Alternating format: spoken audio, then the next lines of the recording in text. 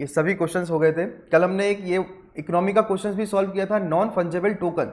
तो what are this non fungible token that we had yesterday discussed. Okay, now अब हमारा 81st question number आता है। Question में पूछा गया है with regard to the veto power of the governor, मतलब गवर्नर का जो वीटो पावर है उसके ऊपर आपको यहां पर सही स्टेटमेंट बताना है। ठीक है, so which of the following statement is correct that you have to answer about the veto power.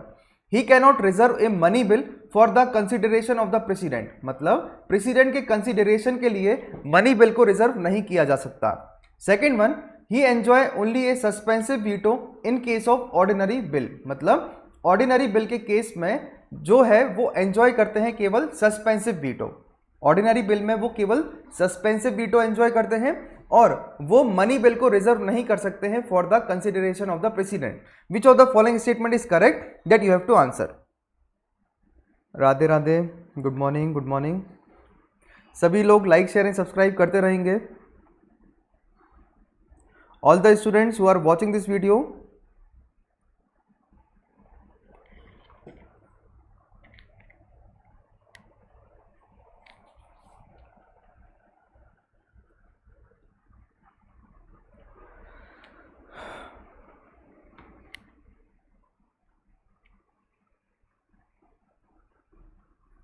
देखो गवर्नर जो होता है,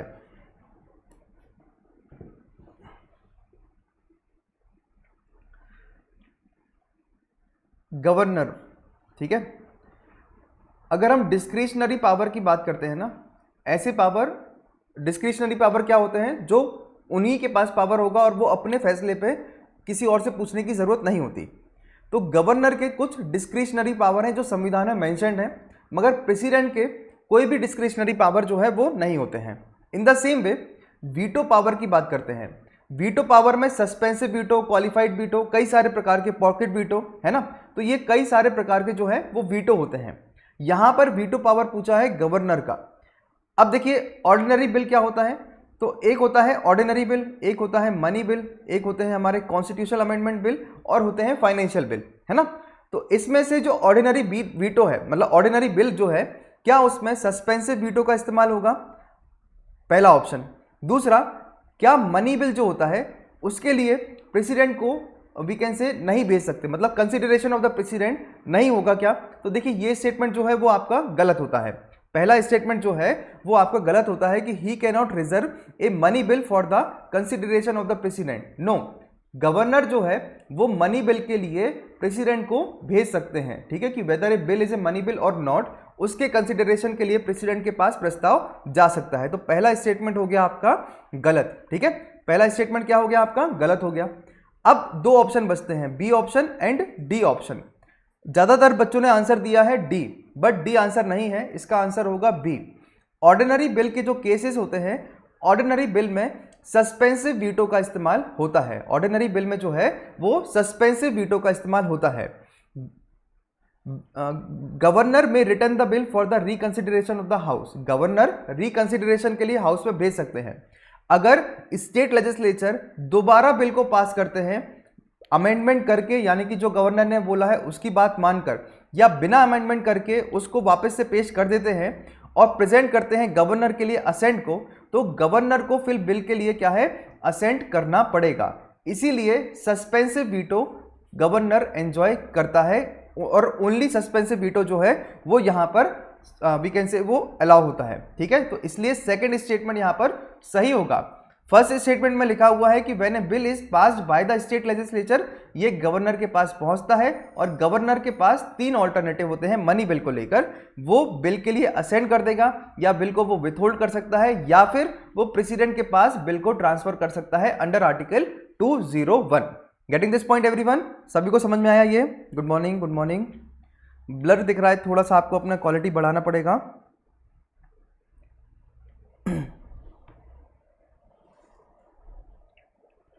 getting this point everyone?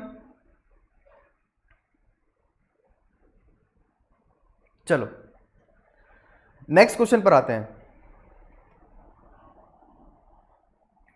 Suspensive veto for financial bill type 2 is available? Yes, available है।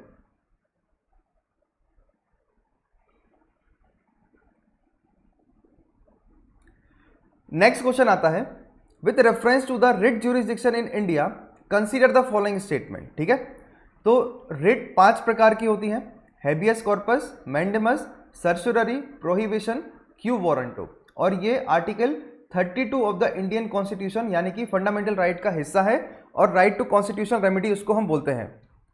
पहला option यहां पर बोला गया है कि जो रिट ज्यूरिसडिक्शन है हाई कोर्ट का वो एक्सक्लूसिव नहीं है बट कंकरेंट है with the writ jurisdiction of the Supreme court. दूसरा, रिट ज्यूरिसडिक्शन जो है सुप्रीम कोर्ट का वो बड़ा है कंपेयर टू हाई कोर्ट। जो लोगों ने मेरी पहले क्लासेस ली होंगी वो इस क्वेश्चन को आसानी से सॉल्व कर सकते हैं। Try to answer this question. क्या रिट ज्यूरिसडिक्शन जो है हाई कोर्ट का वो एक्सक्लूसिव नहीं है? एक्सक्लूसिव का मतलब क्या होता है? एक्सक्लूसिव का मतलब होता है कि उन चीज़ों पर निर्णय वो पर्टिकुलर चीज़ ही ले पाएगी। जैसे कि मान के चलिए रिट ज्यूरिसडिक्शन के ऊपर केवल हाई कोर्ट ही काम कर सकता है और सुप्रीम कोर्ट के पास रिट ज्यूरिसडिक्शन नहीं होता। Yes, very good, second statement तो बिल्कुल सही का कल्पना।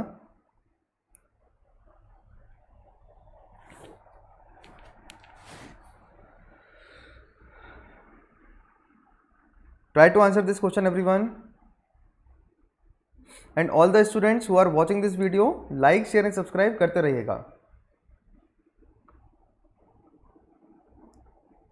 Yes, very good Divya.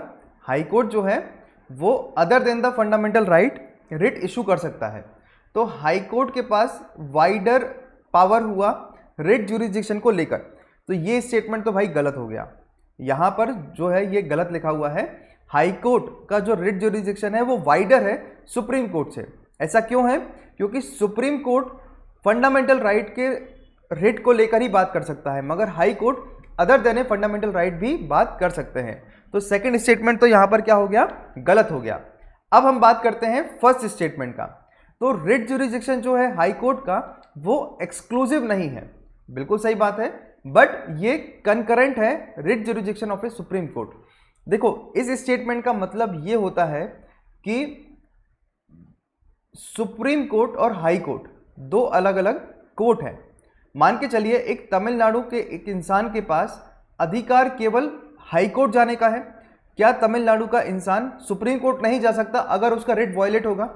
He can go, है ना। अगर उसका writ jurisdiction we can say writ की बात करेंगे तो वो हाई कोर्ट भी जा सकता है और वो सुप्रीम कोर्ट भी जा सकते हैं। तो writ jurisdiction of a high court is not exclusive, है ना, मतलब वो हाई कोर्ट और सुप्रीम कोर्ट दोनों जगह जा सकते हैं। तो इसीलिए यहां पर जो पहला स्टेटमेंट है वो पहला स्टेटमेंट सही होता है और सेकंड स्टेटमेंट तो बिल्कुल हमें पता है वो गलत है। Getting this point everyone? It is not exclusive for the Supreme court also. Writ jurisdiction supreme court के लिए भी एक्सक्लूसिव नहीं है, क्योंकि आप हाई कोर्ट भी जा सकते हो। रिट ज्यूरिसडिक्शन जो होता है वो सुप्रीम कोर्ट के लिए भी एक्सक्लूसिव नहीं है। देखिए, मान के चलिएगा एक आपने पढ़ा होगा अपीलेट ट्राइब्यूनल, ठीक है। जैसे 2 और मोर स्टेट्स हैं, अगर वो एक दूसरे से लड़ाई कर रहे हैं, then supreme court has the exclusive power. ये आपने अगर वर्ड पहले सुने होंगे कि 2 और more states if they are fighting for some issue then supreme court has the exclusive power to deal with that particular issue. But in case of writ they don't have the exclusive power. वो या तो supreme court भी जा सकते हैं या high court भी जा सकते हैं। ओके,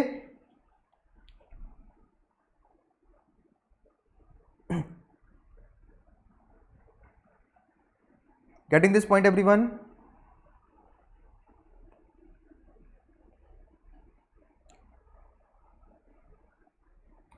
ओके, चलो। Which of the following statement is correct about a joint sitting of the parliament? बहुत अच्छा क्वेश्चन है, मेरा फेवरेट लगता है ये। Joint sitting of a parliament के ऊपर ये क्वेश्चन है, ठीक है। तो पार्लियामेंट की ज्वाइंट सिटिंग, सबसे पहले तो देखो, ऑर्डिनरी बिल में ज्वाइंट सिटिंग होती है क्या? मनी बिल में होती है क्या? फाइनेंशियल बिल में होती है क्या? और कॉन्स्टिट्यूशनल अमेंडमेंट बिल में। तो कौन से बिल में ज्वाइंट सिटिंग अलाउड है वो पहले बताना। पहला ऑप्शन है the provision of joint sitting applied to the ordinary bill and constitutional amendment bill and not to the money bill. दूसरा, joint sitting is governed by the rules of procedure of the Lok Sabha and Rajya Sabha. The quorum to constitute a joint sitting is 1/10 of the total membership of the Lok Sabha. If the speaker and deputy speaker are absent from joint sitting, deputy chairman of the Rajya Sabha presides.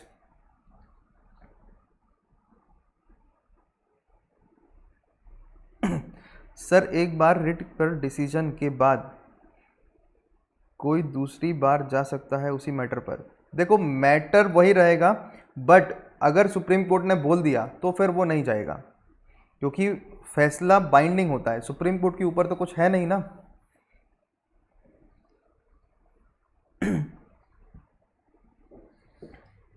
Try to answer this.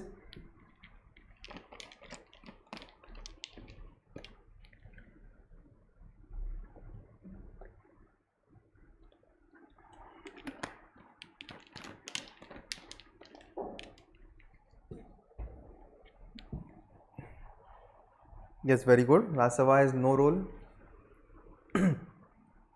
पहले तो मुझे एक answer बताओ, ordinary bill, money bill, financial bill, constitutional amendment bill, इन चारों में से joint sitting किस में अलाउ होती है? Yes, very good.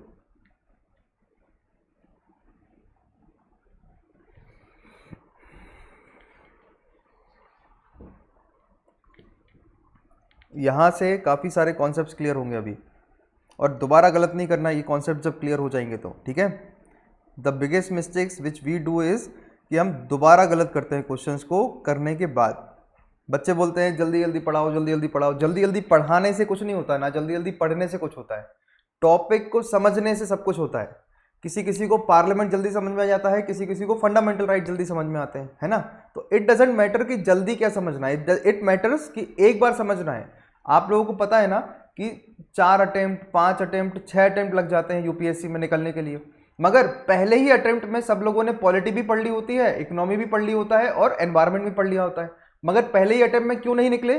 रीजन यही रहता है पहले अटेम्प्ट में ना निकलने का, क्योंकि हम लोग पहले अटेम्प्ट में ध्यान से नहीं पढ़े होंगे। तो बेटर यह है कि ध्यान से पढ़ लो, टाइम जितना भी पहले अटेम्प्ट में लग जाए, दूसरे अटेम्प्ट में लग जाए, मगर जब भी आप कोई चीज पढ़ो तो वो कंठस्थ होना चाहिए कि हाँ भाई अब गलत नहीं होगा। ये ज्वाइंट सेटिंग के ऊपर क्वेश्चन है। देखो इसका आंसर होगा डी। क्या होगा इसका आंसर? इसका आंसर होगा डी। अब इसके 4 स्टेटमेंट देखना है हमें। The provision of joint sitting applied to ordinary bill and constitutional amendment bill and not to the money bill. Answer is no. Constitutional amendment bill और मनी बिल में joint sitting नहीं होता। Financial bill 2 जो होता है, यानी कि 117 clause 2, उसके अंदर और अपने ऑर्डिनरी बिल के अंदर ज्वाइंट सिटिंग होती है, बाकी ज्वाइंट सिटिंग कहीं पर भी नहीं होता। सेकेंड स्टेटमेंट, ज्वाइंट सिटिंग जो है वो rules of procedure of the Lok Sabha होता है, राज्यसभा का रूल्स ऑफ प्रोसीजर इसमें नहीं लगता। तीसरा स्टेटमेंट, जो क्वारम होता है, क्वारम जो मेंटेन करना होता है वो 1/10 of the total member of the Lok Sabha होता है क्या? नहीं, ओवरऑल जितने मेंबर होंगे उसका 1/10 वहां पर क्वारम देखा जाएगा। चौथा ऑप्शन, स्पीकर, डेप्यूटी स्पीकर अगर किसी वजह से ज्वाइंट सिटिंग में उपस्थित नहीं है तो डेप्यूटी चेयरमैन वहां पर प्रिसाइड करेगा। चेयरमैन का कोई भी रोल वहां नहीं होता है। Getting this point? तो आंसर क्या रहेगा? D will be the right answer here. Yes, very good Divya. What will be the answer? Answer will B D.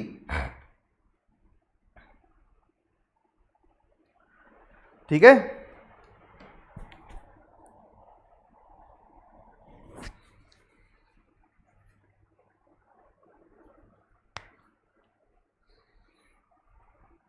Chairman cannot preside. Joint sitting में चेयरमैन का कोई रोल नहीं होता।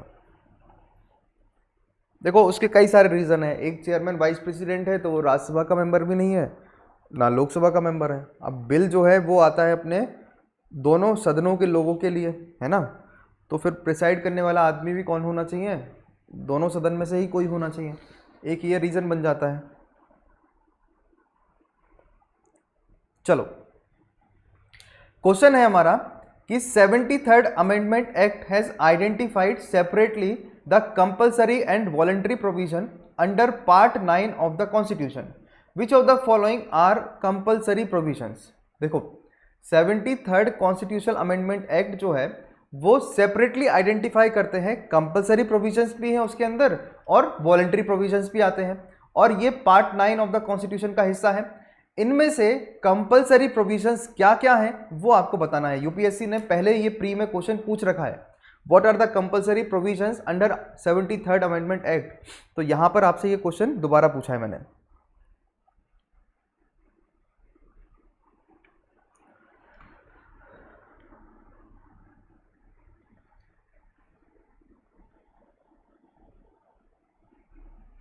Try to answer this.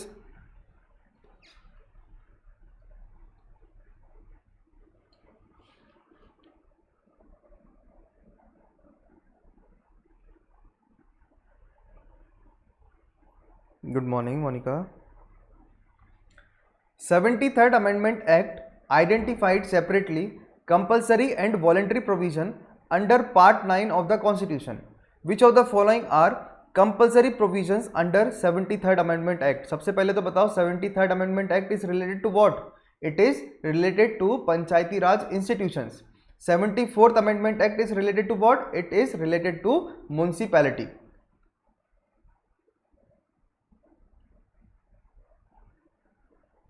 Yes very good, 11 schedule में आता है ये। Organisation of gram sabha in a village और ग्रुप ऑफ विलेज, क्या ये हमारा कंपलसरी प्रोविजन है? Second one is indirect election to the post of chairperson of panchayat at the intermediate and district level. Third one is constitution of a state finance commission after every 5 year, हर 5 साल में state finance commission को बनाया जाएगा। Indirect election होगा to the post of chairperson of the panchayat at the intermediate and district level. Organisation of a gram sabha in a village और group of village. Answer दो, answer दो, अब इजी क्वेश्चन है ये, एक ऑप्शन हटाओगे आंसर आएगा इसका, यह हटाने की जरूरत होगी भी नहीं होगी वो देखना। Very good Aditi.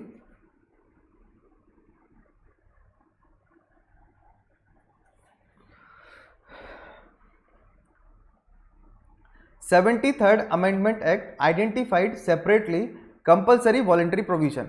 इसमें से organisation of gram sabha in a village और group of village, yes this is a compulsory provision. अब देखो कंपलसरी प्रोविजन का मतलब क्या होगा कि ये चीजें तो रहेंगी ही पंचायती राज एक्ट के अंदर। तो इसमें लिखा है कि भाई ग्राम सभा का ऑर्गेनाइजेशन होगा, बिल्कुल सही बात है, तभी तो पंचायती राज इंस्टीट्यूशन बनाया। सी स्टेटमेंट भी बिल्कुल सही है कि हर 5 साल में स्टेट फाइनेंस कमीशन को बनाया जाएगा। तो ये दोनों तो कंपलसरी प्रोविजन है क्योंकि संविधान में ये लिखा हुआ, मतलब 73rd में ये लिखा हुआ है। तो हमें यहां पकड़ना है second statement, indirect election to the post of chairperson of a panchayat at the intermediate and district level. मतलब डिस्ट्रिक्ट और इंटरमीडिएट लेवल पे जो पोस्ट ऑफ चेयरमैन है पंचायत का, उसमें इनडायरेक्ट इलेक्शन का होना। तो क्या ये स्टेटमेंट सही है? तो ये बात भी बिल्कुल सही है कि जो चेयरमैन ऑफ द पंचायत होगा उसका इनडायरेक्ट चुनाव होगा, और बाकी जो ग्राम में जो सभा होती है उसमें डायरेक्ट चुनाव हमारे यहां पर होते हैं। तो इसमें आंसर क्या रहेगा? 1, 2 and 3 will be the right answer here. Yes, Balwant Rai Mehta committee, Ashok Mehta committee, LM Singhvi committee, Gadgil report, ये सभी जो है हमारे पंचायती राज इंस्टीट्यूशंस के ऊपर कमेटी बनाई गई हैं। Try to answer this question now.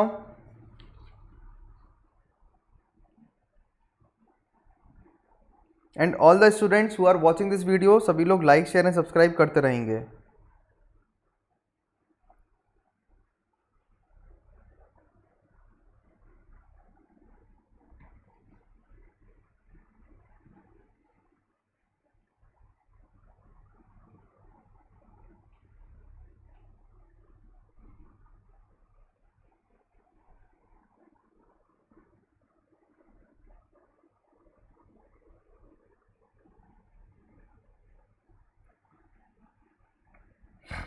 Which of the following factors limit the sovereignty of the Indian Parliament?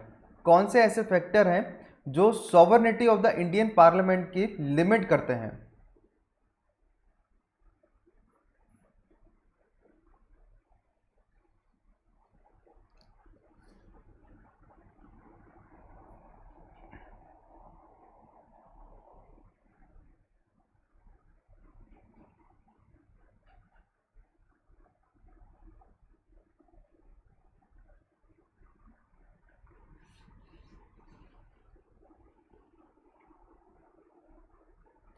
कौन से ऐसे फैक्टर हैं जो लिमिट करते हैं sovereignty of the Indian parliament? Return nature of the constitution, 7th schedule of the constitution, system of judicial review, fundamental right. देखो sovereignty का मतलब क्या होता है, तो सबसे पहले ये जानिए, सॉवरेनिटी का मतलब है कि Indian will going to take the decision for the Indian, no other country will going to take the decision और विल इन्फ्लुएंस इंडियन डिसीजन। जैसे कि आज यूक्रेन और रशिया में लड़ाई चल रही है, तो अगर रशिया को इंडिया ने we can say somehow support किया है, तो वो इंडिया की सॉवरेनिटी की वजह से इंडिया ने जो है वो सपोर्ट किया। 70 साल की मेहनत की वजह से आज इंडिया खड़ा हुआ है कि इंडिया के लिए कोई आंख उठाकर भी नहीं बोल रहा है कि हाँ आपने गलत काम किया, कोई डायरेक्टली बोल नहीं पा रहा, ठीक है, तो वो कहलाता है सॉवरेनिटी। तो इनमें से कौन सी ऐसी चीजें हैं जो सॉवरेनिटी के ऊपर लिमिटेशन क्रिएट करते हैं? Return nature of the constitution, 7th schedule, system of judicial review और फंडामेंटल राइट। तो देखो यार, सिस्टम ऑफ जुडिशियल रिव्यू अगर हमारे देश में नहीं रहेगा, मान के चलिए पार्लियामेंट ने कोई कानून बनाया और वो कानून का रिव्यू सुप्रीम कोर्ट नहीं कर पा रहे हैं और सुप्रीम कोर्ट उस पार्लियामेंट के कानून को खत्म नहीं कर पा रहे हैं जो कि खराब है, तो उससे क्या होगा, हमारे देश की सॉवरेनिटी पे खतरा हो सकता है, बिल्कुल हो सकता है।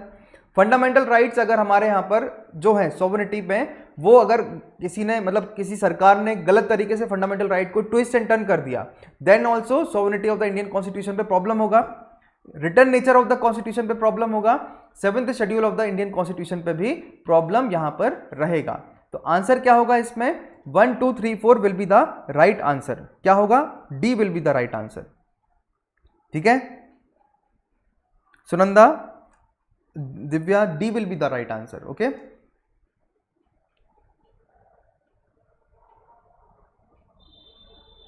देखिए अगर system of judicial review UK की बात करेंगे तो फिर ये लिमिटेशन नहीं है यूके में। क्यों? क्योंकि वहां पर पार्लियामेंट इज सुप्रीम। पार्लियामेंट अगर कोई कानून बनाता है तो सुप्रीम कोर्ट जो है वहां यूके का, वो लोग उस कानून को खत्म नहीं कर सकते। मगर हमारे देश में अगर कोई पार्लियामेंट कानून बनाता है तो उसको सुप्रीम कोर्ट के पास अधिकार है अनकॉन्स्टिट्यूशनल घोषित करने का। ये मैंने आंसर दिया आपको।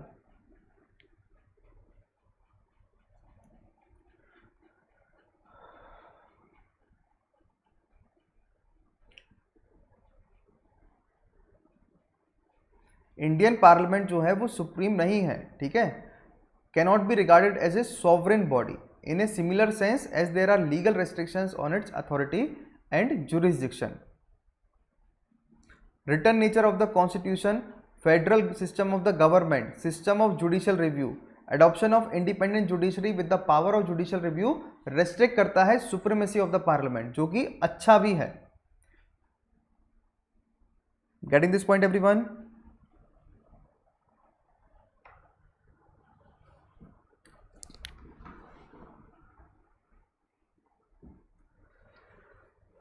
Try to answer this question now.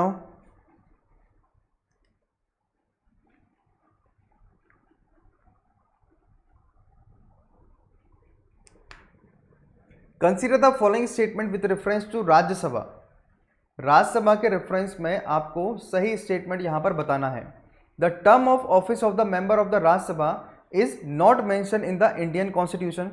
Retiring member of the Rajya Sabha are eligible for re-election and re-nomination any number of time.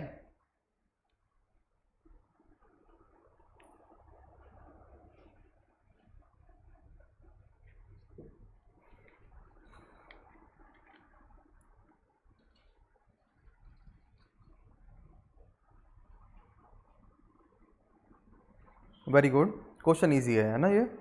This question is easy. अरे Vani, no no no no no, इस question को गलत नहीं करना, ये तो full toss ball है यार। हाँ ये क्वेश्चन फुल टॉस है, ऐसे क्वेश्चन को गलत करोगे ना तो भाई बहुत दिक्कत हो जाएगा। सिंपल सी बात याद रखो कि राज्यसभा में जो 6 साल का टेन्योर है ना मेंबर्स का, वो संविधान में कहीं नहीं लिखा, और उनका retirement representation of people's act 1951 में मेंशन्ड है, ठीक है। और इसके बाद राज्यसभा का खुद का कोई टेन्योर नहीं होता, उसमें जो मेंबर होंगे वो 1/3 मेंबर हर दूसरे साल में रिटायर्ड होते रहेंगे, ठीक है। तो term of the office of the Rajya Sabha is not mentioned in the Indian constitution. और याद रखिएगा, पहली गठित लोकसभा में मेंबर को लॉटरी बेसिस से रिटायर किया गया था, ओके। तो ये स्टेटमेंट सही है। दूसरा, रिटायरिंग मेंबर जो होगा यानी कि जो जा रहा है वो एलिजिबल है कितनी बार भी राज्यसभा में आने के लिए, और उसका रीनॉमिनेशन कितनी बार भी हमारे यहां पर हो सकता है। तो इसलिए आंसर क्या रहेगा, both 1 and 2 will be the right answer. जमानी कंथव, सुनंदा, भगन्ना, Srijita, answer is C. Getting this point everyone, answer is C. पहली राज्यसभा 1952 में था, एक कंटिन्यूइंग चैम्बर थे, permanent body, not subject to dissolution. 1/3 of the member retire every second year. Their seats are filled up by fresh election, presidential nomination at the beginning of every third year. Retiring member are eligible for re-election, re-nomination any number of time.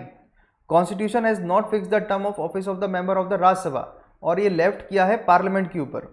Accordingly parliament ने RPA act बनाया जिसमें term of the office of the Rajya Sabha 6 साल रखा गया, और act ने empower किया president को कि वो कर्टेल कर सकते हैं term of the member chosen in the first Rajya Sabha. First batch में लॉटरी बेसिस पर रिटायर किया गया, और एक्ट ऑथराइज करता है प्रेसिडेंट को कानून बनाने के लिए to govern the order of the retirement of the member of the Rajya Sabha. याद रखिएगा, प्रेसिडेंट के पास पावर है रिटायरमेंट के प्रोविजन बनाने का, रिटायरमेंट के, ठीक है। और president will going to make the law for retirement, otherwise for any other purpose RPA act में सारी कहानी जो है वो लिखी हुई है।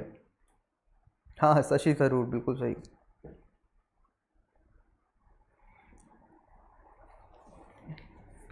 शशि थरूर भी कह सकते हैं, गुलाम नबी आज़ाद भी बोल सकते हैं, और अरुण जेटली जो थे उनके बारे में बोल सकते हैं। उन्होंने कभी चुनाव नहीं जीता, बट स्टिल इंडिया के फाइनेंस मिनिस्टर रहे वो।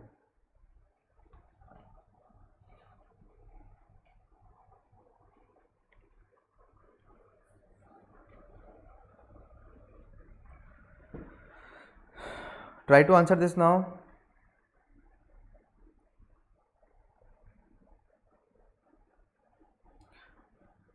कौन सी कमिटी है जो चेयर करते हैं हमारे prime minister?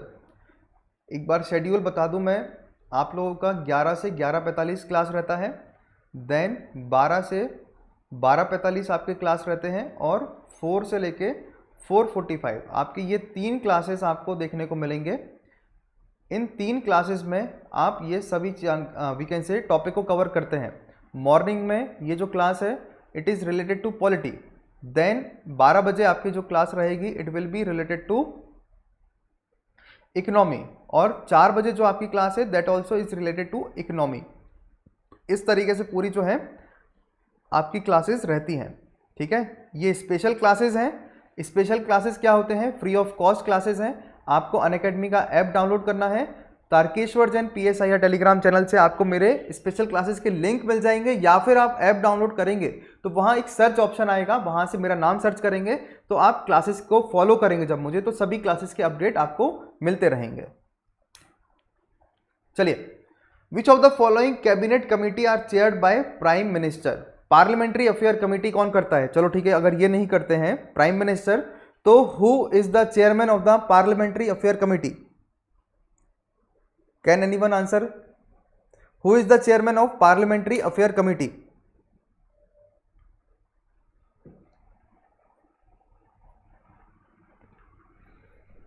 Defence minister? Parliamentary affair committee में डिफेंस मिनिस्टर कैसे आएगा? क्या हो गया?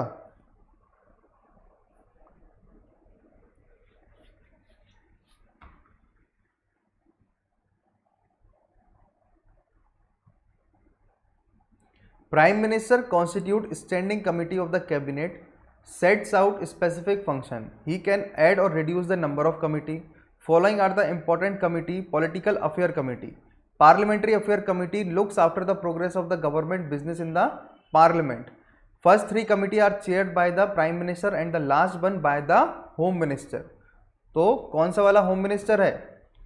Parliamentary affair committee home minister है, ठीक है। और सबसे पावरफुल कमेटी होती है political affair committee. Political affair committee जो है वो सबसे पावरफुल कमेटी होती है। ओके, क्लियर हो गया सभी को? आंसर इज सी।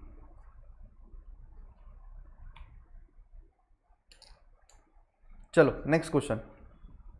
आज पूरे 100 क्वेश्चन करना है ना, 100 करना है अपन को।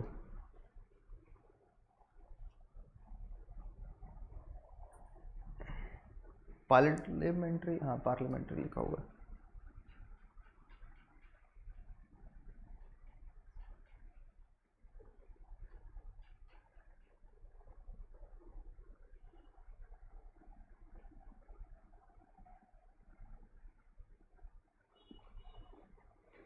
Try to answer this.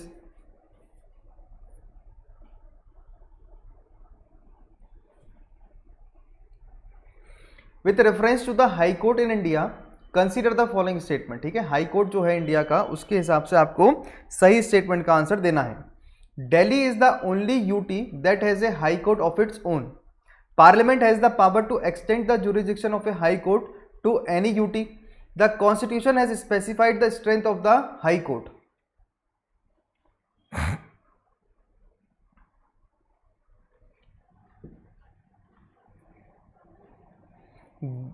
Delhi क्या केवल एक ही यूटी है जिसका खुद का हाई कोर्ट है? अब दिमाग लगाना इसका।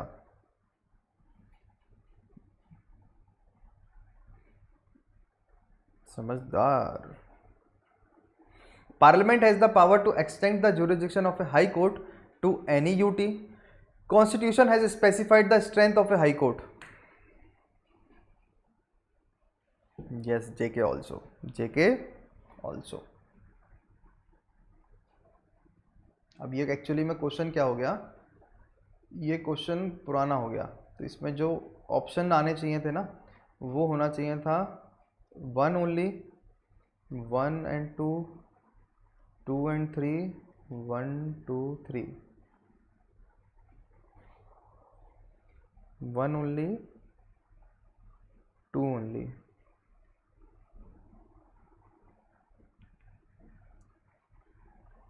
एक्चुअली ये क्वेश्चन जो है थोड़ा सा मिस्टेकन है।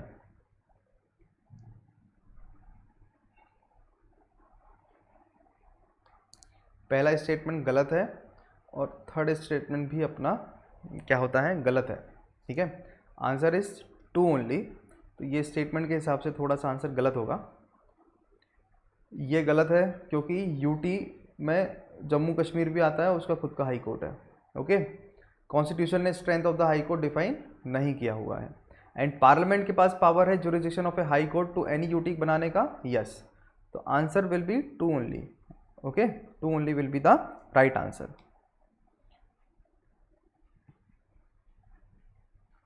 देखो, अब कॉन्स्टिट्यूशन ने प्रिस्क्राइब नहीं किया है कि हाई कोर्ट कितने होने चाहिए, ये प्रेसिडेंट के ऊपर छोटा है।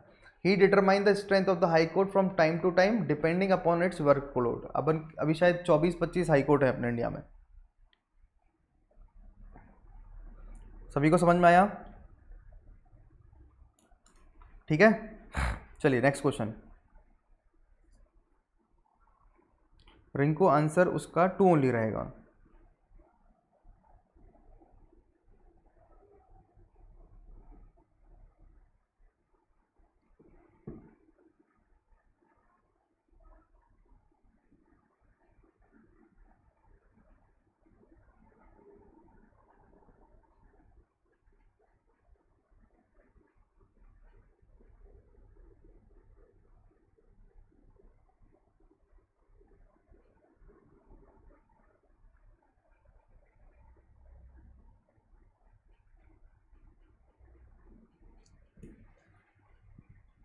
Consider the following statement regarding the large area certification scheme of the participatory guarantee system India certification program। अलग क्वेश्चन है ये। बिल्कुल सही कहा था। Sikkim is the first organic state, तो 2 हटाओगे तो आंसर आ जाएगा। तो क्वेश्चन इजी हो गया, बट ये क्वेश्चन टफ बनाने की कोशिश मैंने की थी। बच्चे समझदार हो गए आजकल। लार्ज एरिया सर्टिफिकेशन एक क्विक सर्टिफिकेशन प्रोसेस है जो क्वालिफाई करते हैं एरिया को एज ऑर्गेनिक प्रोडक्शन हब। तो अब याद रख लेना LAC स्कीम क्या है। तो LAC स्कीम क्या है, एक सर्टिफिकेशन प्रोसेस दिए जाने वाला एक सर्टिफिकेट है जो ऑर्गेनिक प्रोडक्शन हब को सर्टिफिकेट देता है कि हाँ आप ऑर्गेनिक सामान उगाते हैं। Car Nicobar and Nancowry group of island has been conferred with organic certification recently. तो ऑर्गेनिक सर्टिफिकेशन उनको मिला हुआ है क्या, तो कार निकोबार, ठीक है, Car Nicobar Nancowry group of island उनको ऑर्गेनिक सर्टिफिकेशन मिला हुआ है। अब 2 स्टेटमेंट हटाओगे तो वैसे इसका आंसर 1 और 3 आ जाएगा। और ये क्या लार्ज स्केल सर्टिफिकेशन प्रोग्राम है, यस। तो 1 और 3 जो है इसका सही आंसर रहता है।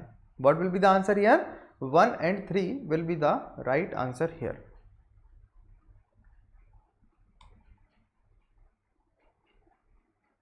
यस दिव्या, वही मैं बोल रहा था कि आंसर जो है ना वो ऐसे घबराना नहीं है देख के कि LAC क्या है।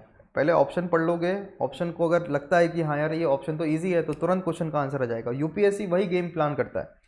पूरे 100 क्वेश्चन जो आते हैं ना उसमें से आपने ना रफली 80+ क्वेश्चंस तो कहीं ना कहीं देखे होंगे, क्योंकि जितने दिन से हम साथ में पढ़ रहे हैं तो मुझे अंदाजा है कि 80+ क्वेश्चन से आप फेमिलियर रहेंगे। आप बस वहाँ पर अपने कंट्रोल कर लीजिए क्या, नर्व को। जितना पेशेंसली आप अपने आंसर दोगे ना उतने पेशेंसली आपके जो है आंसर सही होंगे। थोड़ा बहुत योगा मेडिटेशन ये सब ना लाइफ में ज़रूरी होता है। हम लोग क्या करते हैं, रोज़ सुबह उठते हैं, उठने के बाद क्या करेंगे, रोज़ ब्रश करेंगे, फ्रेश होंगे, नहाएंगे धोएंगे, सब करेंगे, और फिर वो हड़बड़ी में बैठ जाएंगे पढ़ने के लिए। कामनेस के साथ करोगे ना कोई काम तो रिजल्ट उसका जो है वो बहुत अच्छा आता है। कई बार मेरे साथ ऐसा होता है कि मेरी क्लास 11 बजे है, तो मेरी आदत क्या है कि अगर वो 11 से 11:02 हो गई ना क्लास, यानी कि 2 मिनट भी मैं अगर लेट हो गया तो मुझे ना अंदर से एक ऐसा लगता है कि यार 2 मिनट लेट हो गया। अभी जैसे आज की क्लास जो है वो 2 मिनट लेट हुई तो मुझे अजीब सा लगा कि यार 2 मिनट लेट हो गया मैं। तो वही अगर इतना शेड्यूल और पंक्चुअलिटी आ जाएगी ना अंदर से तो बहुत अच्छे से अपना आप डेली शेड्यूल भी निकालोगे, पीसफुल माइंड भी रहेगा और हड़बड़ाओगे नहीं क्वेश्चन को गलत करने में।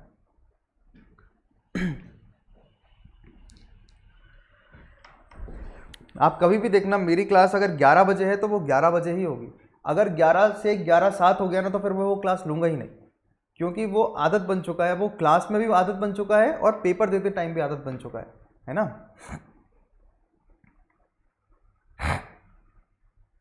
Which of the following dispute can be considered under the original jurisdiction of the Supreme Court? तो ओरिजिनल, अब देखो ये आया ना, ओरिजिनल jurisdiction का मतलब होता है फर्स्ट लाइन ऑफ अपील। तो कौन से ऐसे डिस्प्यूट्स हैं जो कि ओरिजिनल jurisdiction में आते हैं सुप्रीम कोर्ट के? Inter state water, matter related to finance commission, ordinary dispute of commercial nature between centre and state, recovery of damage by the state against the centre. कौन से ऐसे डिस्प्यूट्स हैं जो ordinary jurisdiction में आते हैं? No, inter state water dispute is not original jurisdiction.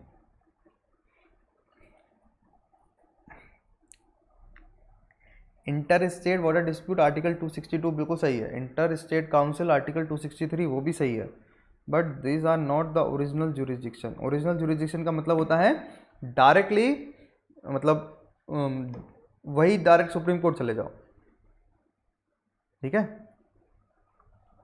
Yes, very good. See all the students, Tarkeshwar Jain PSIR ये मेरा टेलीग्राम चैनल है, ठीक है। Do join this Telegram channel, you will get PDF, you will get link and everything. Apart from that you can directly contact me through this Telegram channel. बस आप लोग इस Telegram channel से जितना फ़ायदा ले सकते हो वो लीजिए, क्योंकि ये फ्री ऑफ कॉस्ट है। Yes, state versus state, centre versus state, yes, vice president, president election. तो इंटर स्टेट बॉर्डर डिस्प्यूट नहीं, फाइनेंस कमीशन 280 आर्टिकल में आता है, ये 262 में आता है। Ordinary dispute of commercial nature ये भी इसमें नहीं आएगा, बट हाँ सेंटर स्टेट के जो रिलेशन आते हैं वो इसमें आ जाएगा। Recovery of damage by the state against the centre ये भी नहीं आता है। तो none of the above will be the right answer. तो between the centre and one और more state, between the centre and any state, between 2 और more state, इन सब में ओरिजिनल होता है। सुप्रीम कोर्ट के पास एक्सक्लूसिव ओरिजिनल जुरिडिक्शन होता है फेडरल डिस्प्यूट में। Original jurisdiction of the Supreme Court does not extend to the dispute arising out of pre constitution treaty, agreement, covenant, engagement other similar instrument, dispute arising out of treaty agreement which specifically provided that said jurisdiction does not extend to such a dispute.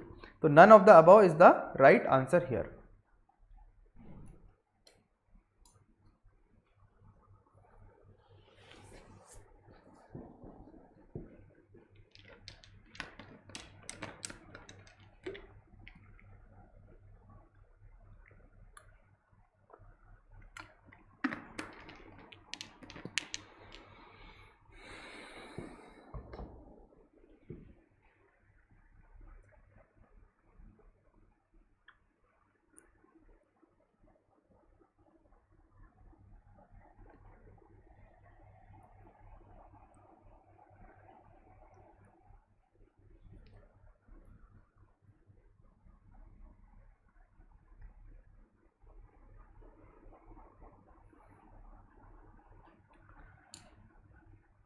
Statement about the State Legislative Council.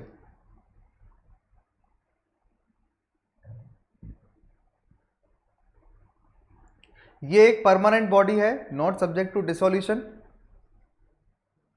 1/3 of the member are nominated by the governor. It does not have any role in the election of the member of the Rajya Sabha.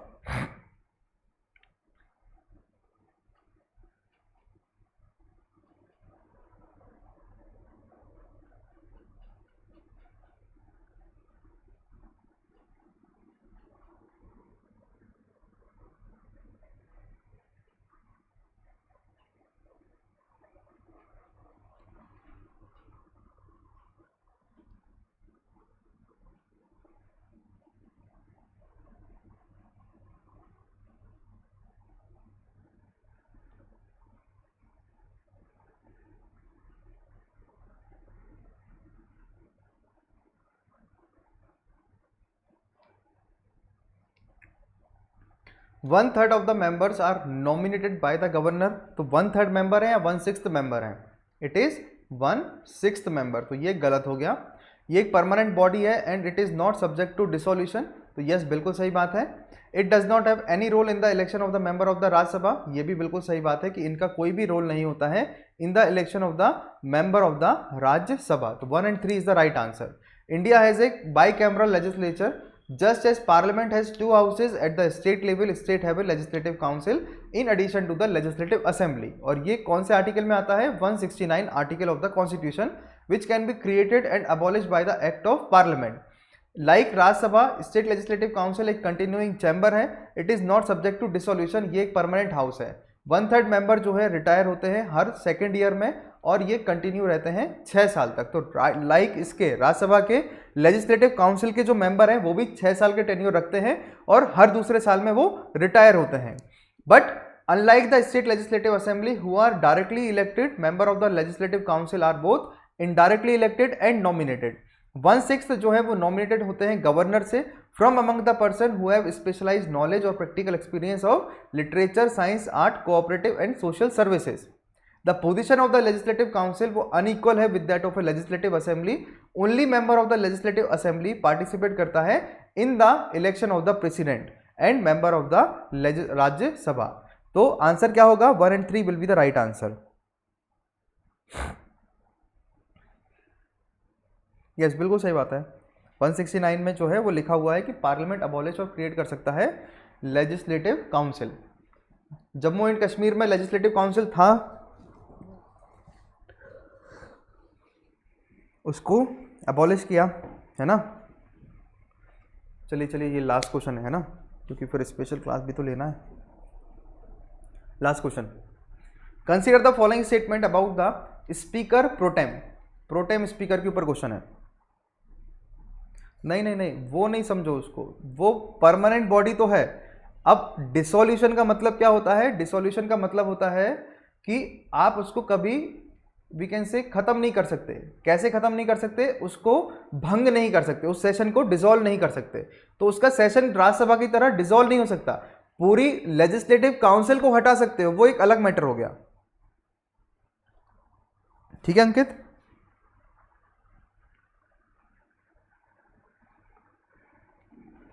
Speaker pro tem के ऊपर question है। He is elected by the Lok Sabha from among its member, he fixes the date of the election, the president himself administer and oath to him.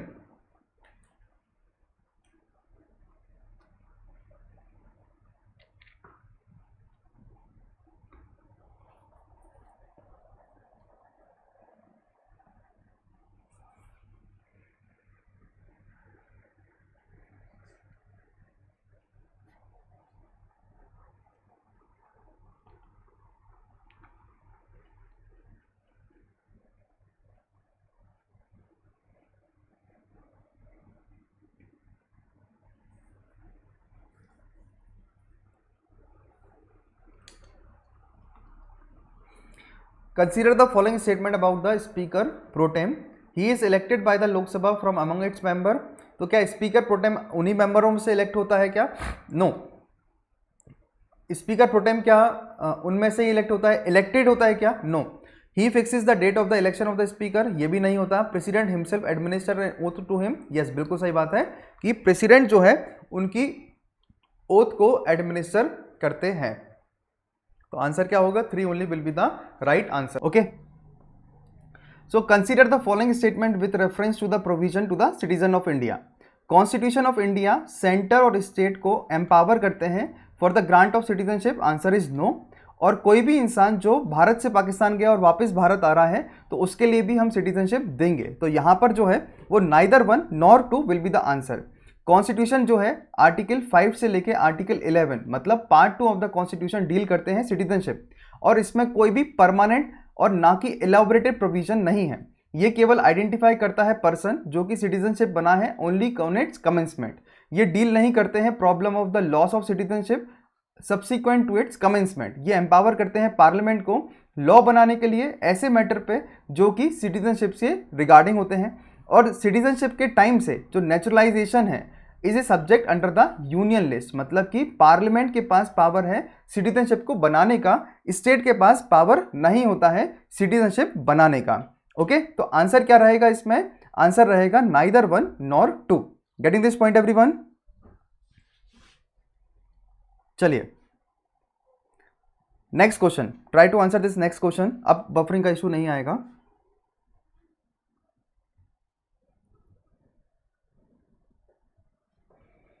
Which of the following functions were performed by the Constituent Assembly? ऐसे कौन से functions हैं जो constituent assembly जो है वो perform करते हैं? कॉन्स्टिट्यूएंट असेंबली यानी कि संविधानिक सभा। अब देखिए there is a difference between a constituent assembly and a parliament. Okay, constituent assembly वो कहलाती है जब हमारे देश में संविधान बन रहा था, ठीक है। और संविधान बना कब? तो 1946 से 1949 के दौरान जो है हमारे देश में सिटीजनशिप यानी कि संविधान बनाया गया था। तो इस दौरान पे कॉन्स्टिट्यूएंट असेंबली काम करती थी, मतलब पार्लियामेंट के अंदर कॉन्स्टिट्यूएंट असेंबली जो है वो होती थी। So which of the following functions B are perform by constituent assembly, ये आपसे यहाँ पर क्वेश्चन में पूछा गया है।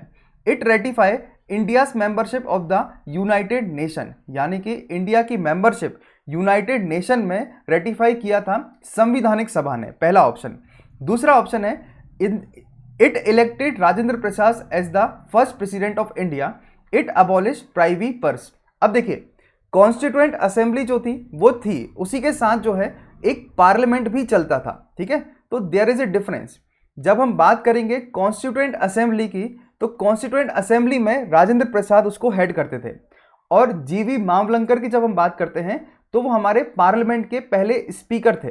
तो पार्लियामेंट साइमल्टेनियसली काम करती थी संविधान सभा के साथ। तो जब अगर संविधान को बनाना होता था, आर्टिकल को क्रिएट करना होता था, तो उस टाइम कॉन्स्टिट्यूएंट असेंबली होती थी, और उसमें अगर कोई हमारे लिए डिबेट करना था नेशनल और इंटरनेशनल इश्यूज पर तो वो पार्लियामेंट की तरह काम करती थी। और उसमें हेड करने वाली अथॉरिटी कौन था? तो हेड करने वाला अथॉरिटी स्पीकर हुआ करता था, ठीक है। So there is a difference between both the things. तो you have to ratify the answer here, ठीक है। अब क्वेश्चन है आपका कि it ratify India's membership of the United Nation, तो आंसर इज नो। इसने जो है रेटिफाई जो है यूनाइटेड नेशन की मेंबरशिप को नहीं किया था। Second, doctor Rajendra Prasad as the first president of India, इसने इलेक्ट किया था कॉन्स्टिट्यूएंट असेंबली में। तो यस, ये बात बिल्कुल सही है कि राजेंद्र प्रसाद इलेक्ट किए थे president of India in the constituent assembly. But जब पार्लियामेंट की बात आती थी तो जीवी मावलंकर जो है वो हमारे देश में स्पीकर बने थे। फिर प्राइवी पर्स, यानी कि जो हमारे देश से वीकेंड से ब्रिटिश को पैसा ज़्यादा था, तो उसके लिए अबॉलिशन कॉन्स्टिट्यूएंट असेंबली के द्वारा हुआ था। तो ये भी आंसर जो है वो गलत होता है। तो आंसर क्या रहेगा? 2 only will be the right answer here. 2 only will be the right answer here. Deepti, answer will be B. Okay, तो in addition to the making of the constituent and acting the ordinary law, constituent assembly कुछ और functions भी करते थे, जैसे कि बिल्कुल सही कहा वानी कि कॉमनवेल्थ जो है उसकी मेंबरशिप 1949 में कॉन्स्टिट्यूएंट असेंबली ने दिलवाया था, मतलब कि वोटिंग हुआ था उस पर। फिर national flag, national anthem, national song, ये सभी चीज़ें जो हैं संविधान सभा के टाइम पर हमने अडॉप्ट किया था। और राजेंद्र प्रसाद को हमारे देश का पहला प्रेसिडेंट भी संविधान सभा ने ही बनाया हुआ था। इंडिया ने यूनाइटेड नेशन की जो मेंबरशिप है वो वर्ल्ड वॉर के जस्ट बाद जब गठित हुआ था हमारा यूनाइटेड नेशन, तभी इसको अडॉप्ट कर लिया था ब्रिटिश टाइम पर। मतलब अगर हम बोलेंगे कि यूनाइटेड नेशन की सदस्यता क्या आज़ाद देश से हमने ली थी? नहीं, वो हमने कॉलोनियल एरा से शुरू किया था और फिर उसको हमने कंटिन्यू किया। प्राइवी पर्स ये जो है कंटिन्यू रहा for the royal family 26 amendment act 1971। Privy purse क्या होता है? जो रॉयल फैमिली को पैसा जाता है, जिसमें प्रिविलेजेस, अलाउंसेस वगैरह जो है सेंट्रल गवर्नमेंट देती थी, मगर 26 अमेंडमेंट 1971 के बाद वो भी बंद कर दिया गया। इंडिया में जो प्राइवी पर्स है वो एक पेमेंट मेड था रूलिंग फैमिलीज के लिए, जो कि प्रिंसली स्टेट्स होते थे या फिर जो बाहर के लोग जो है हमारे देश में आके वीकेंड से समाव राज करते थे, तो उनके लिए प्राइवी पर्स दिया जाता था। मगर प्राइवी पर्स 26 अमेंडमेंट एक्ट 1971 के बाद खत्म कर दिया गया। तो यहां से जो आंसर निकल कर आएगा वो आंसर क्या रहेगा? 2 only. 2 only will be the right answer here. Getting this point everyone?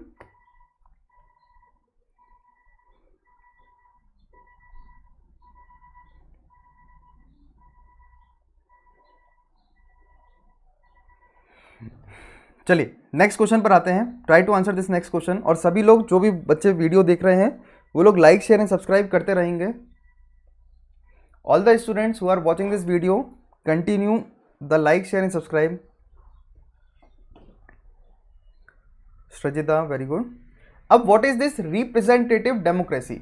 सी, मैं वापस से आपको बता दूं, अब जो आपको ये नेक्स्ट 100 क्वेश्चन मिलने वाले हैं ये एनालिटिकल बेस्ड क्वेश्चन है, ये फैक्चुअल बेस्ड क्वेश्चन आपसे यहाँ पर नहीं रहेंगे। जो भी ये आपके क्वेश्चन रहेंगे तो आपको थोड़ा सा दिमाग लगाना पड़ेगा आगे पीछे जाकर। रिप्रेजेंटेटिव डेमोक्रेसी क्या होता है यहाँ पर ये पूछा गया है। और रिप्रेजेंटेटिव डेमोक्रेसी का पहला ऑप्शन है कि रिप्रेजेंटेटिव डेमोक्रेसी में सिटीजन पार्टिसिपेट करते हैं पब्लिक डिसीजन में विदाउट द इलेक्टेड ऑफिशियल, मतलब बिना इलेक्टेड ऑफिशियल के जो लोग होते हैं वो डिसीजन मेकर बन जाते हैं। तो क्या वो रिप्रेजेंटेटिव डेमोक्रेसी कहलाती हैं? दूसरा option, referendum is a instrument of A representative democracy, यानी कि रेफरेंडम, प्लेबिसाइट, ये जो टर्म्स होते हैं तो ये रिप्रेजेंटेटिव डेमोक्रेसी के पार्ट है। Which of the following statement is correct that you have to answer. थोड़ा सा धैर्य रख के आंसर देना है, जल्दबाजी में आंसर नहीं देना। Srijita, yes, very good. अच्छा, what is the difference between a representative democracy and a direct democracy? Can anyone tell me what is the difference between a representative democracy and a direct democracy?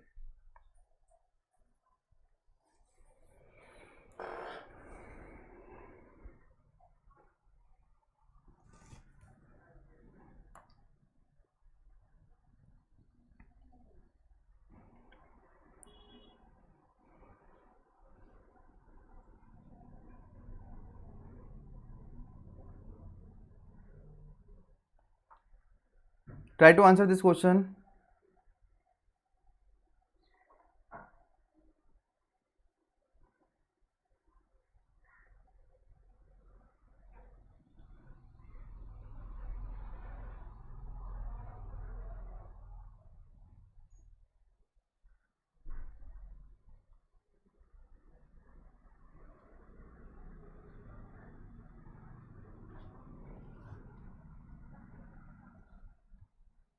What is the difference between a representative democracy and a direct democracy?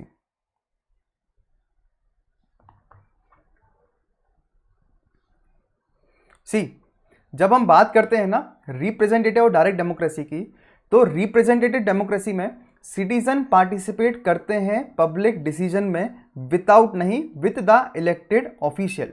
जो हमारे देश में होता है ना उसको representative democracy बोलते हैं। रिप्रेजेंटेटिव मतलब प्रतिनिधि।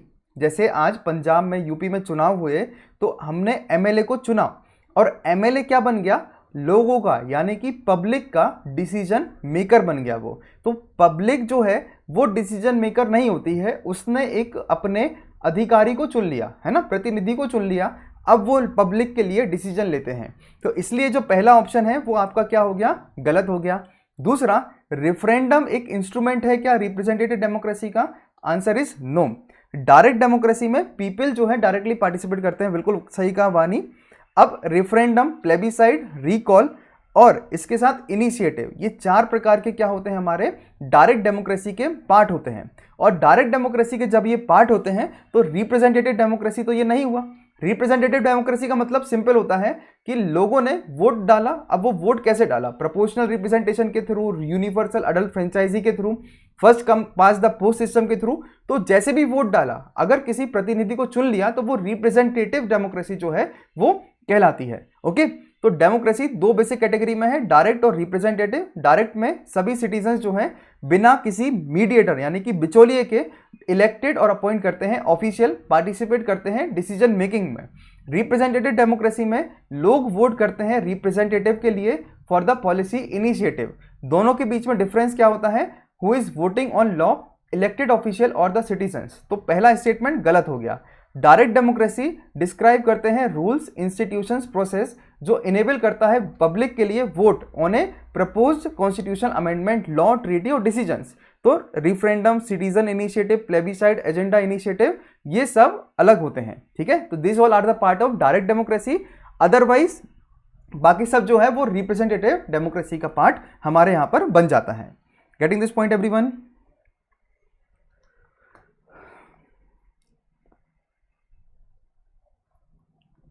ठीक है,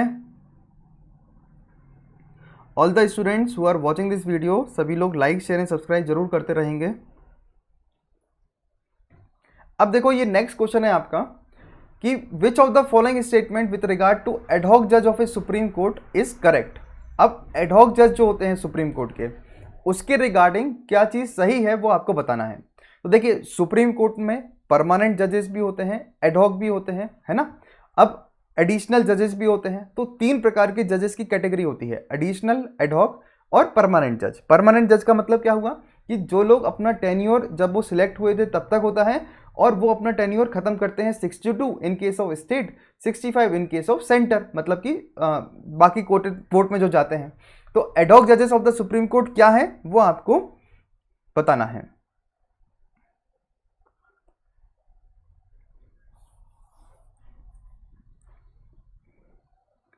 They are appointed by the CJI with the previous consent of the president.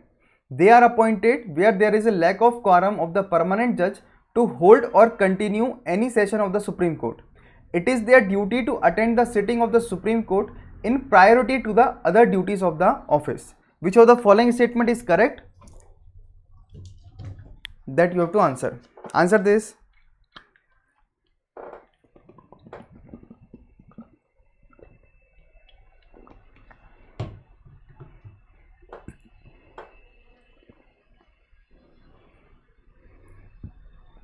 With regard to the ad hoc judge of the Supreme Court, consider the following. They are appointed by the CJI with the previous consent of the president. मतलब CJI appoint करेगा president के consent के साथ। They are appointed जब कोई lack of quorum होता है permanent जजेस में to hold or continue any session of the Supreme Court. Then it is the duty to attend the sitting of the Supreme Court in priority to the other duties of his office. मतलब ये duty है attend करना sitting of the Supreme Court in priority to other duties of his office. मतलब सारे duties को छोड़ के उसको sitting of the Supreme Court में बैठना पड़ेगा। क्या ये उसकी ड्यूटी बन जाती है? देखिए ये ऑप्शन के लिए अगर आप देखोगे तो क्या ये इसकी ड्यूटी है? तो आंसर देख रहा है आपको लिए। First of all I am expecting सभी से answer, try to answer this.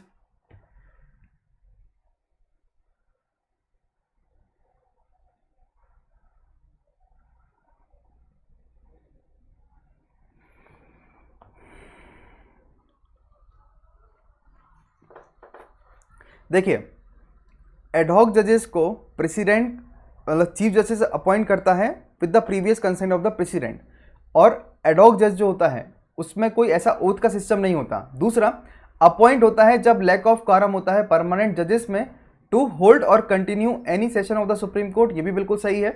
और ये ड्यूटी बन जाता है sitting of the Supreme Court in priority to the other duty of the office. Yes, उसको बुलाया ही इसी काम के लिए जाता है कि जब कोई क्वारम, देखिए हमें पता है कि लगभग 31 जजेस हैं हमारे सुप्रीम कोर्ट में, 31 या 34। अब इतने जजेस हैं तो वो जजेस का क्वारम अगर नहीं बन पा रहा है, किसी की डेथ हो गई है या फिर कोई जज की अपॉइंटमेंट अभी तक नहीं हुआ है, तो जो जजेस अभी निकल चुके हैं उन जजेस को अनुमति देते हैं कि आप लोगों के पास एक्सपीरियंस है, आप आके बैठ जाओ, और उसमें आप लोगों के लिए क्या है, परमानेंट जो भी सैलरी वगैरह है वो डिसाइड की जाती है। तो सेंट्रल गवर्नमेंट ने रिसेंटली सुप्रीम कोर्ट से कहा था कि जो अपॉइंटमेंट होगा additional on ad hoc basis in high court under article 224A of the constitution, वो होगा only after filling up the regular vacancy of the जजेस। ये अभी रिसेंट है, करंट अफेयर में है। ओके, इसमें बोला क्या गया था, गवर्नमेंट ने बोला कि भैया सुप्रीम कोर्ट अब एडिशनल एडहॉक बेसिस पर जो वीकेंड से नियुक्तियां होती हैं, वो नियुक्ति यानी कि अपॉइंटमेंट अभी नहीं होगा। पहले हम रेगुलर वैकेंसी को फिल करेंगे, उसके बाद हम इनको वैकेंसी को फिल करेंगे। दूसरा, सुप्रीम कोर्ट ने यहाँ पर अपना व्यू दिया था सेंटर को कि एडहॉक जजेस जो होते हैं उनको बनाना चाहिए जिससे कि जो प्रॉब्लम है वो जल्दी जल्दी लोगों की सॉल्व हो सके। इस पर सुप्रीम कोर्ट ने क्लैरिफाई किया था कि भाई टेम्पररी जजेस जो होते हैं वो हाई कोर्ट में नेसेसिटी ऑन अर्जेंटली डीलिंग में होते हैं, जिसमें मास पेंडेंसी ऑफ केसेस में वो हेल्प करते हैं। कोर्ट ने कहा था कि ये guideline for the appointment of ad hoc जजेस कंसीडरिंग क्राइटेरिया जैसे कि पेंडेंसी केसेस, वैकेंसी सिचुएशन, ये सब जो है यहाँ पर देखा जाता है। एडहॉक जजेस क्या होते हैं, तो आर्टिकल 127 यानी कि सुप्रीम कोर्ट का ये आर्टिकल है, और आर्टिकल 224 ये हाई कोर्ट का आर्टिकल है। तो इन दोनों हाई कोर्ट और वैकेंसी सुप्रीम कोर्ट के आर्टिकल में ये बोला गया है कि लैक ऑफ क्वारम जब होगा तो चीफ जस्टिस जो है वो प्रेसिडेंट से कंसल्ट करेंगे और कंसल्टेशन करेंगे पर्टिकुलर हाई कोर्ट से, अगर हाई कोर्ट में भी उस पर्टिकुलर जजेस का नियुक्त करना है एज ए एडहॉक जज। आर्टिकल 224A में बोला गया है कि कोई भी एडिशनल और एक्टिंग जज जब अपॉइंट होगा तो वो 2 साल से ज़्यादा अपॉइंट नहीं होगा और 62 ईयर्स ऑफ एज से ज़्यादा नहीं होना चाहिए। वो टेम्पररी बेसिस पे होंगे appoint on the business of the high court. ये ड्यूटी है जजेस का कि अटेंड करना है sitting of the Supreme Court in priority to the other duty of the office. जब भी कोई अटेंड करेगा तो वो एंजॉय करते हैं सभी जुरिस्डिक्शन, पावर और प्रिविलेजेस जो कि जज ऑफिस सुप्रीम कोर्ट के पास होते हैं। तो सभी पावर बराबर होते हैं, ये बात भी आपको यहाँ पर याद रखना है कि एडहॉक जज, एडिशनल जज जो भी बनाया जाएगा उसके पावर इक्विवेलेंट रहेंगे जो कि एक परमानेंट जजेस के पावर होते हैं। इनको जो बनाया जाता है वो chief justice of India president से कंसल्ट करेगा और कंसर्न हाई कोर्ट से करेगा, और उसके बाद जो है एडहॉक जजेस को बनाया जाएगा।